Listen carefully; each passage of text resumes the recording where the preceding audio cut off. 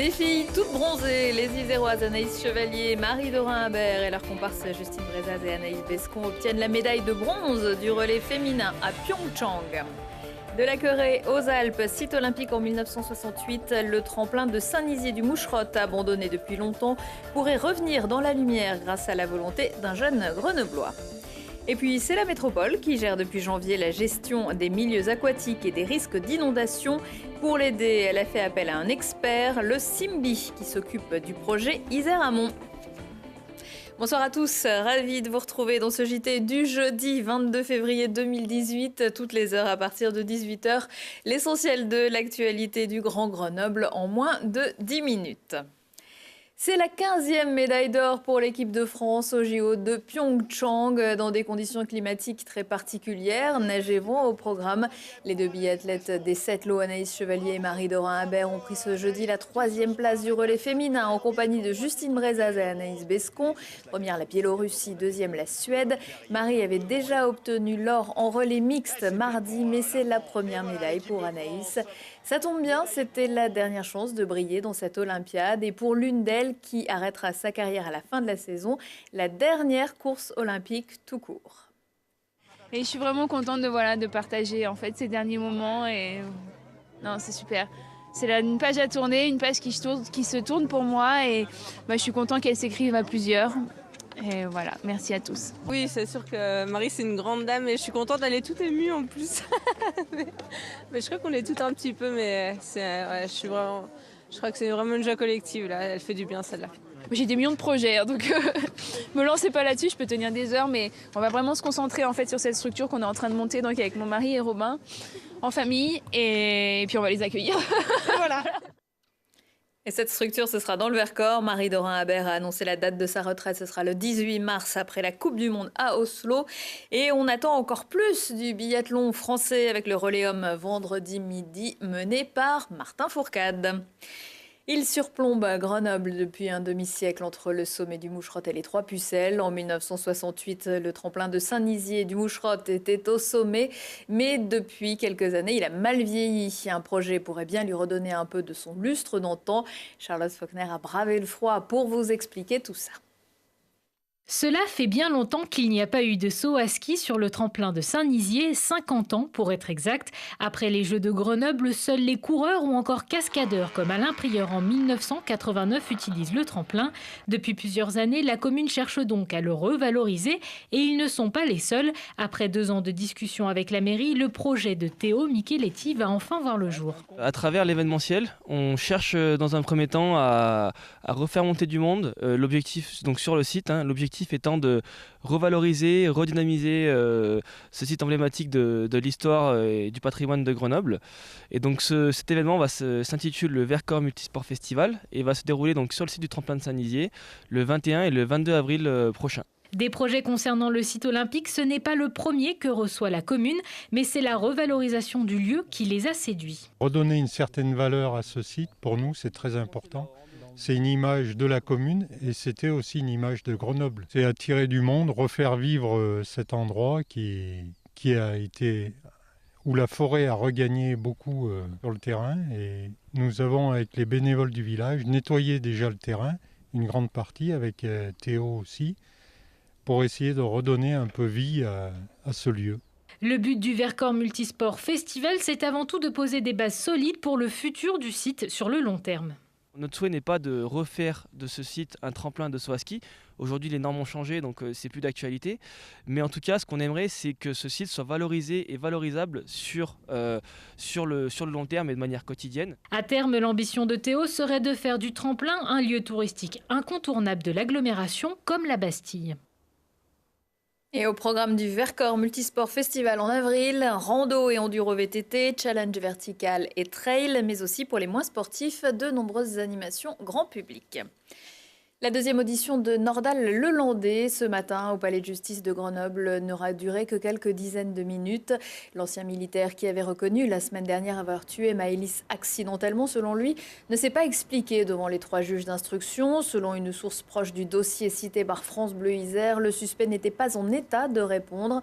en raison de l'important traitement qu'il suit depuis qu'il a été interné près de Lyon, quelques jours après ses aveux. Un établissement où il a reçu la visite de 6 experts psychiatres. Le maître chien aurait demandé du temps au magistrat et affirmé qu'il s'expliquerait sur les conditions et les motifs de la mort de l'enfant disparu en août dernier à Pont-de-Beauvoisin. Son avocat maître Jakubovic n'a pas fait de commentaire aux journalistes. Nordal Lelandais avait expliqué souffrir de crises d'angoisse depuis la semaine dernière. Le tribunal correctionnel de Grenoble a condamné mercredi 6 jeunes hommes pour des peines de 4 mois à 1 an de prison. En décembre dernier, ils avaient violemment agressé 3 femmes dans le hall d'un immeuble de la place Beaumarchais à Échirolles. Des femmes courageuses qui, lassées du trafic de stupéfiants, étaient venues pendant plusieurs soirs occuper l'allée, place forte des dealers. Elles craignent maintenant des représailles. L'eau, un élément essentiel à la vie qui peut vite tourner au cauchemar lorsqu'il est mal géré.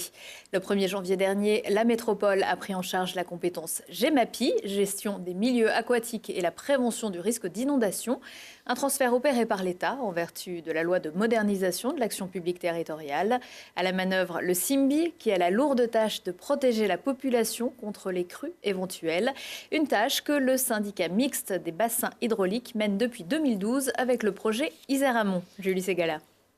Des communes encerclées par les eaux, des routes barrées, des habitants exténués et un scénario catastrophe que la métro ne veut pas voir sur son territoire.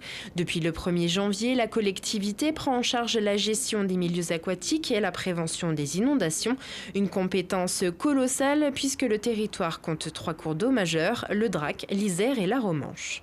Nos pères ont fabriqué des systèmes d'endiguement depuis des décennies.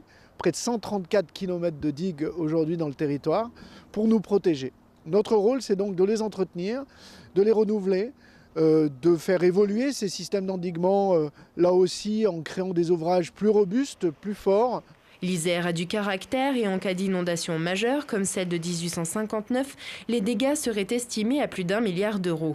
Il faut donc conforter les digues et créer des déversoirs. La métro a missionné le SIMBI pour mener à bien ces travaux. Créé en 2004, le syndicat mixte des bassins hydrauliques a montré son expérience avec le chantier Isère Amont, initié en 2012 pour un montant de 135 millions d'euros.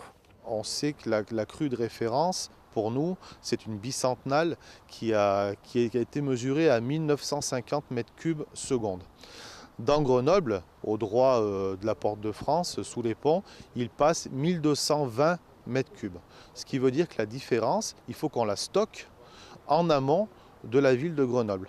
Et c'est pour ça qu'on a ce projet qui permet de mobiliser des terres agricoles et des forêts. Donc c'est 3500 hectares qui sont mobilisés. On va les inonder volontairement pour écrêter la crue et laisser passer juste le calibrage adapté dans Grenoble. Avec cette nouvelle compétence, le budget de la métro augmente de 7 millions d'euros pour la période 2018-2020, dont 3 millions de dépenses nouvelles.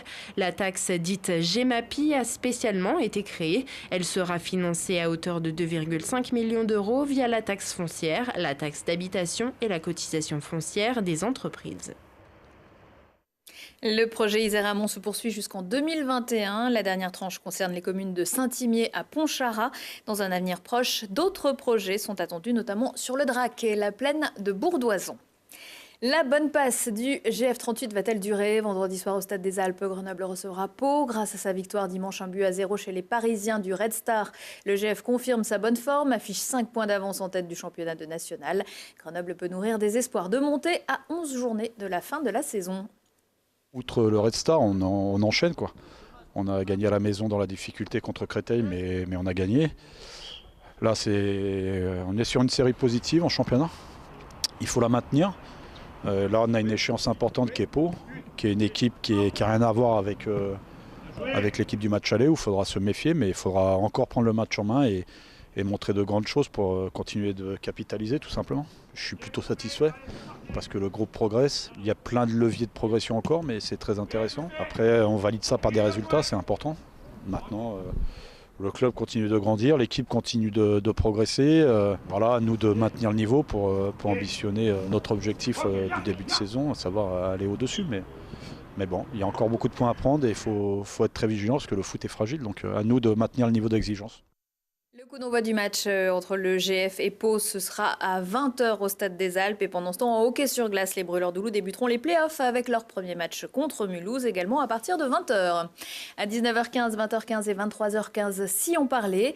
Émission best-of aujourd'hui avec un vol unique au monde au-dessus des 8000, des scientifiques grenoblois qui découvrent un nouveau dinosaure et une artiste de rue qui aime jouer avec les mots. Prochain rendez-vous avec l'actu dans 1 heure et en replay sur télégrenoble.net. Je vous souhaite une très belle soirée.